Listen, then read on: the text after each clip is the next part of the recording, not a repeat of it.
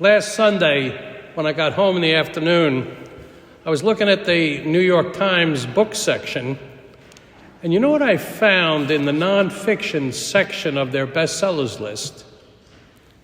8 of the 10 share a common theme. One's about recent research on aging and longevity. Another is about how trauma affects the body and mind. And others are about personal stories that are dealing with difficult situations. And one by the Duke of Sussex, dealing with his struggles, including the loss of his mom. You notice anything in common in all those categories? 80% of the top 10 bestsellers have something to do with spirituality, with the interior life. I have a friend who recently signed up to receive daily brief meditations on email.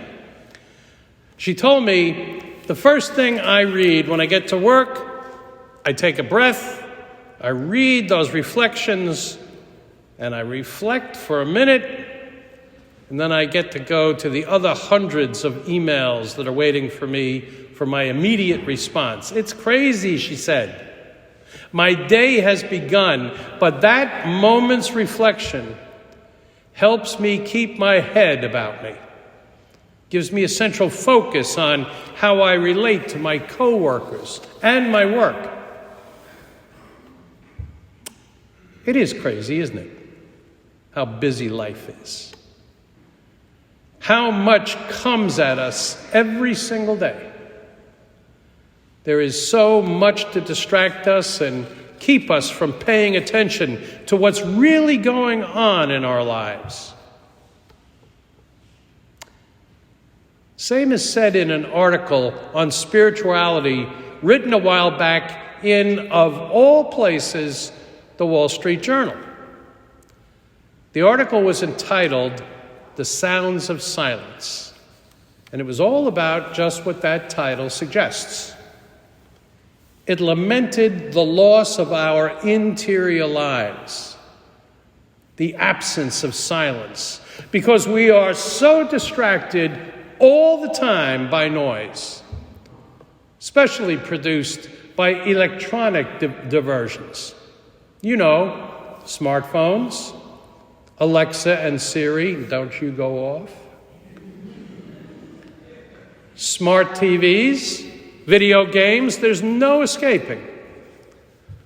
Plus, we always seem to be surrounded by soundtracks and video displays that invade our space in stores and on elevators, restaurants, all those other public places. So imagine a writer in the Wall Street Journal suggesting that we need more silence and solitude. He said we don't have to become nuns or monks, but we do need conditions that help us sort things out, because otherwise we are distracted. And the more distracted we are, the much more distracted we will become. So the bottom line is this: we have to distinguish what is the idle chatter that comes at us from the outside, that misguides us, that throws us off center, from what our true inner voice is saying to us. That voice that is trying desperately to keep us focused and on center. Now, of course, there weren't cell phones or emails in Jesus' time, but believe it or not, the people then, they were an awful lot like us. They too were drawn by competing sounds and voices. Every generation needs a voice that we can trust, one that can inspire us, help us set the pattern of our lives. Using the image of a caring and guiding shepherd, Jesus himself presents himself to us today as that trustworthy voice. He calls his disciples, that includes you and me, he calls his disciples to be attentive to his voice and separated from all the other voices that tug on us, draw us here and there. His voice, he says, will keep us together and also guide us on our journey. Using the image of the gospel today, his voice will guard our coming in and going out. And that pretty much describes our lives, doesn't it? We are all on a journey. There are very few periods when things seem smooth and unchanging for long. We journey through childhood into adulthood, through changes in jobs and careers. We enter into and sometimes out of relationships. We pass through periods of health and then illness, and then we hope health again. And of course, there is that inevitable journey that we take from infancy to youth, to adulthood, to old age, and ultimately to death. And all along that journey, we make choices.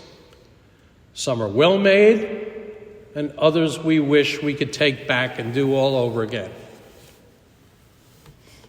But there are an awful lot of voices out there that only distract and scatter us.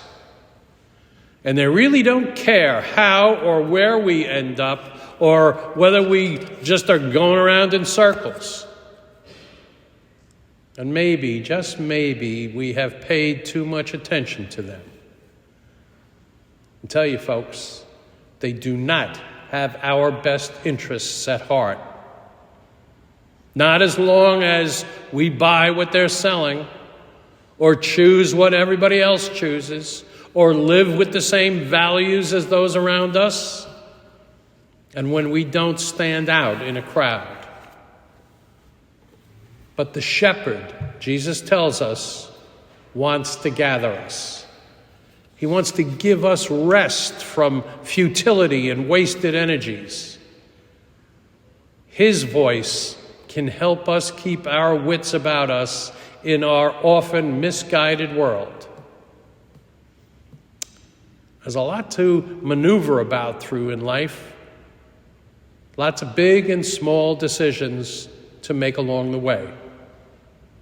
Some of which can alter our lives and have long-term effects. So the question really is, what and who should be helping us make those decisions? Where do we turn for clarity and consistency? Well, Jesus is inviting us once again to be more attentive to him. Why? Because he has invested his life in us. He wants to help us on our life's journey, our journey toward God, our journey to become more trusting, our journey to become more patient with ourselves and others, our journey to become less controlling, our journey to put the past behind us and start brand new, and our journey to become more forgiving.